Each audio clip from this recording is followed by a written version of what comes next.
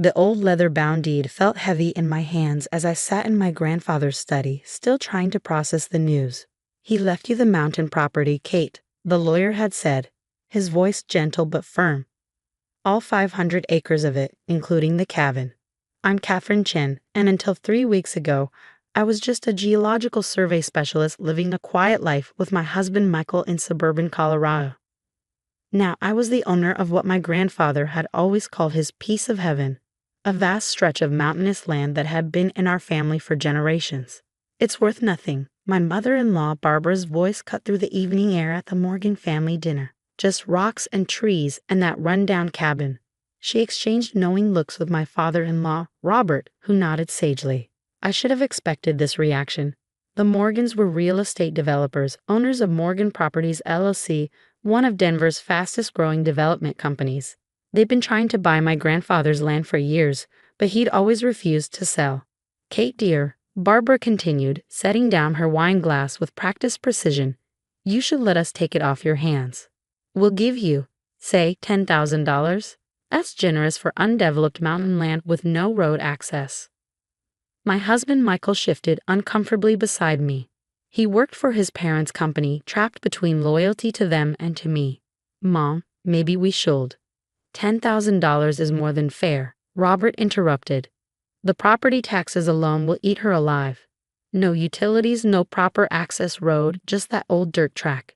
It's a liability, not an asset." I took a slow sip of my water, remembering the countless summers I'd spent at that cabin with my grandfather.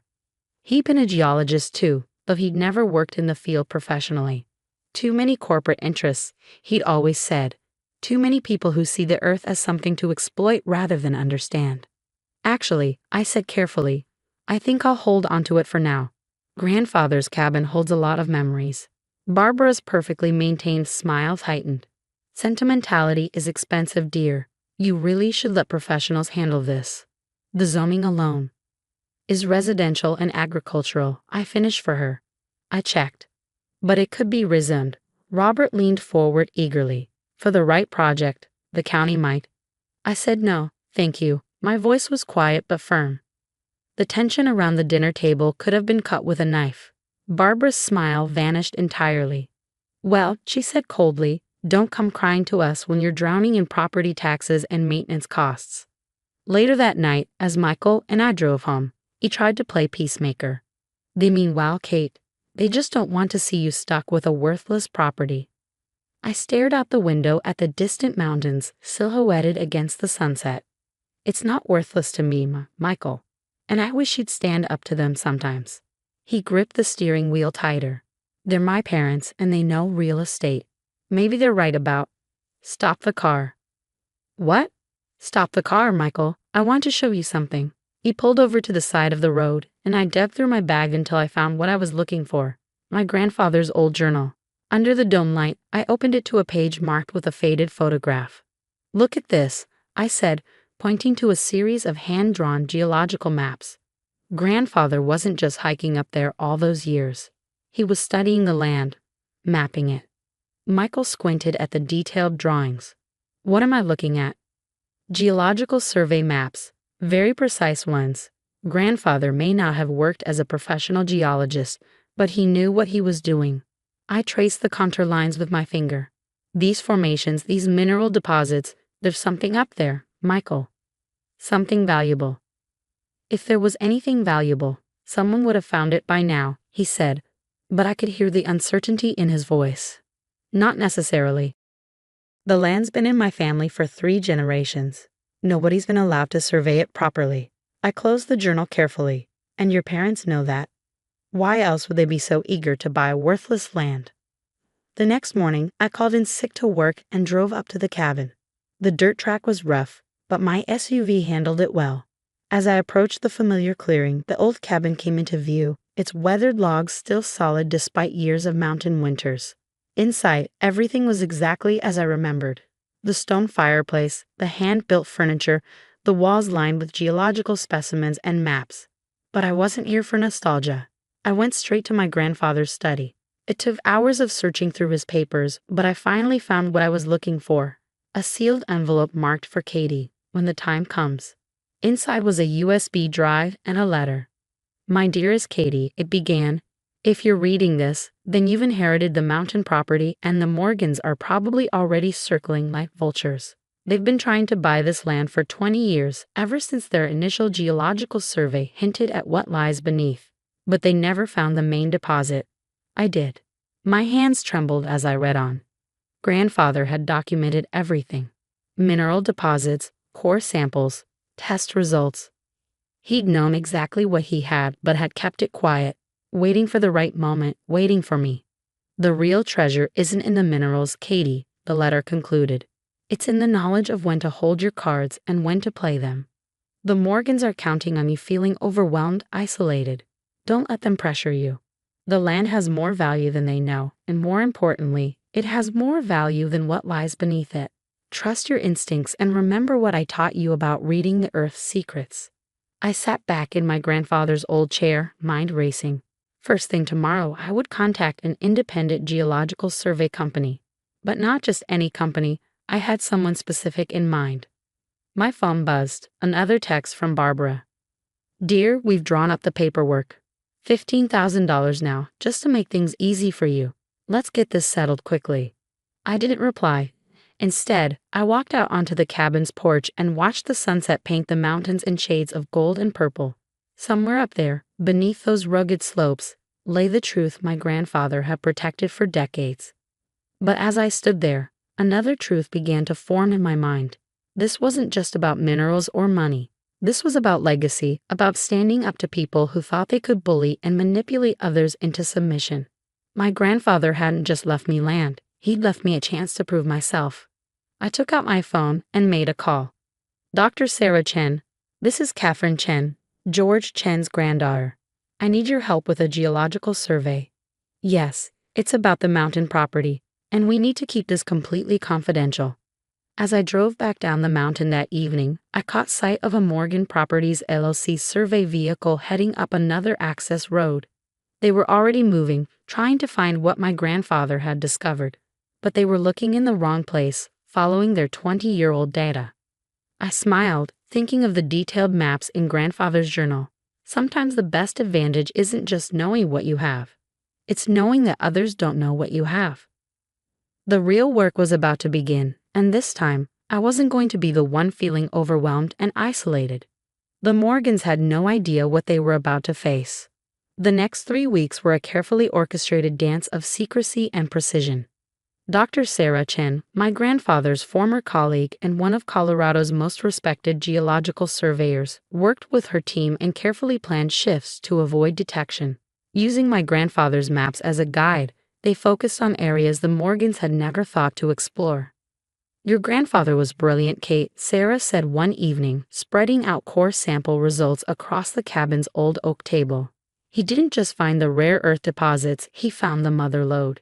And he documented everything perfectly. The numbers were staggering. The land contained one of the largest deposits of rare earth elements in North America, crucial for everything from smartphones to electric vehicles. But that wasn't all. The water rights alone are worth millions, Sarah explained. The underground aquifer system is extensive and pristine. In Colorado, that's more valuable than gold." I nodded, remembering how the Morgans' latest development projects had struggled with water access issues. Now I understood their real interest in my worthless mountain land. My phone buzzed again. Barbara, for the third time that day. The offers had been increasing. $25,000, then $50,000, finally $100,000. "Just trying to help you avoid a burden, dear," her last message read. I kept my response simple. Still not interested in selling. But thank you for your concern. That evening, Michael came home looking troubled. "Kate, my parents are getting frustrated. Dad's talking about having the property assessed for fair market value, maybe forcing a sale through other means." I looked up from my laptop where I'd been reviewing Sarah's preliminary reports. "What other means?" He shifted uncomfortably. "They've been researching your grandfather's original purchase, looking for irregularities. Dad has some friends in the county records office. Are you warning me or threatening me?" The question hung in the air between us. Finally, Michael sat down heavily. "I don't know anymore. They're my parents, but the way they're acting, it's not right." No, I agreed quietly, it's not. And you're going to have to decide where you stand, Michael. Because things are about to change. The next morning, I put the final phase of my plan into motion. First, I filed all of Sarah's surveys and reports with the State Geological Office. Then, I contacted 3 major mining companies known for their environmental responsibility and sustainable practices. The responses were immediate and enthusiastic. By Friday, the Morgans had heard rumors. Barbara and Robert showed up at our house unannounced, all pretense of family concern gone. "What have you done?" Barbara demanded, her voice sharp. "We have surveyors reporting unusual activity on the property. If you've allowed unauthorized surveys—" "Nothing unauthorized about them," I interrupted calmly. "It's my land, remember?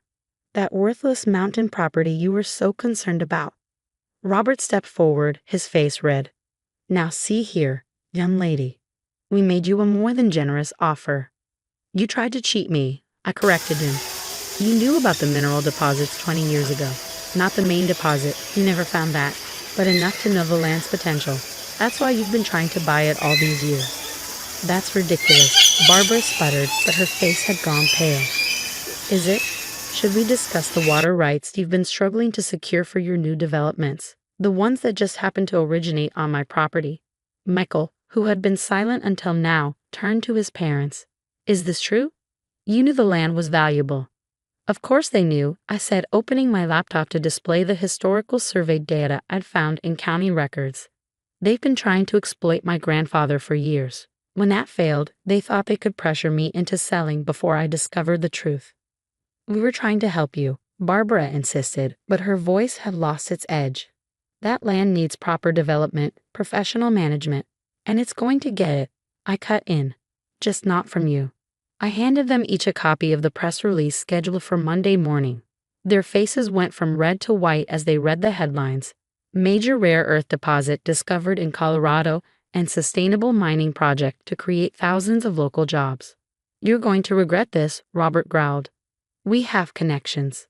"So do I," I replied. "Would you like to see the list of environmental law firms ready to investigate any interference with my property rights? Or should we discuss the ethics complaints I'm prepared to file about your attempts to manipulate county records?" They left shortly after, Barbara's threats fading into shocked silence as the reality of their situation sank in. Michael stayed. "I had no idea," he said quietly, "about any of it." "I know," I took his hand. "That's why you're still here while they're leaving. You have a choice to make, Michael. Not between them and me, but between right and wrong." He squeezed my hand. "I think I already made it." The next few months transformed everything. The Sustainable Mining Project became a model for environmentally responsible resource extraction. The water rights were leased to the county with strict conservation provisions, ensuring both profit and protection of the resource. But I kept the cabin and the surrounding 100 acres untouched, just as my grandfather would have wanted. On clear days, I could stand on the porch and watch the carefully planned mining operation in the distance, barely visible thanks to advanced low-impact techniques. 1 year after that first confrontation, I sat in my grandfather's study, now restored to its former glory. The wall of geological specimens had been expanded, now including samples from the very deposits he had discovered decades ago. My phone buzzed, a message from Michael. He had started his own environmental consulting firm, helping other property owners understand and protect their resources. He was finally free from his parents' influence, building something he could be proud of. Barbara and Robert had moved their operations to another state after their reputation in Colorado suffered from leaked documents about their attempted manipulation. They still weren't speaking to us. But somehow that seemed like a fair price for integrity. Sarah Chen had become a partner in our venture, her expertise helping to ensure that the mining operation remained both profitable and environmentally sound. The project had created over 3,000 local jobs, with more coming as we expanded into sustainable technology research. But the real victory wasn't in the money or the success. It was in proving that doing things the right way, respecting the land, being honest, standing up to bullies, could be more profitable than all the manipulative schemes in the world. I picked up my grandfather's old journal, its pages now carefully preserved. "You were right," I whispered. The real treasure isn't what's in the ground. It's knowing when to stand your ground. The sun was setting over the mountains, painting the sky in shades of gold and purple, just like that evening when I first discovered the truth. From the cabin's porch, I could see the lights of the research facility we'd built beginning to twinkle in the distance. We were doing more than extracting resources, we were creating a future. A future built on the foundation of one old man's wisdom and patience, waiting for the right moment, the right person, to reveal the truth. Not just about what lay beneath the mountain, but about the strength that lies within us when we refuse to be bullied or bought. The mountain had kept its secrets safe until the time was right. And now, those secrets were changing the world, one sustainable innovation at a time. As I watched the last light fade from the peaks, I thought about legacy, not just the physical inheritance of land and minerals, but the deeper legacy of integrity and patience my grandfather had left me. Sometimes the most valuable things we inherit aren't things at all, but the wisdom to know how to use them right. The next morning, I had a meeting with a group of young geologists eager to learn about sustainable resource management. Looking at their bright, determined faces, I saw the future my grandfather had envisioned. One where progress and preservation could work together, where standing up for what's right could change not just one person's life, but an entire industry. The real value, I told them, echoing my grandfather's words, isn't just in what you find. It's in how you use it to make the world better. And up on the mountain, in the quiet sanctuary of that old cabin, his legacy lived on, not just in the wealth beneath the ground, but in the wisdom of knowing that true value isn't always visible on the surface. Sometimes you have to dig deeper, stand stronger, and wait for the right moment to reveal the truth that was there all along.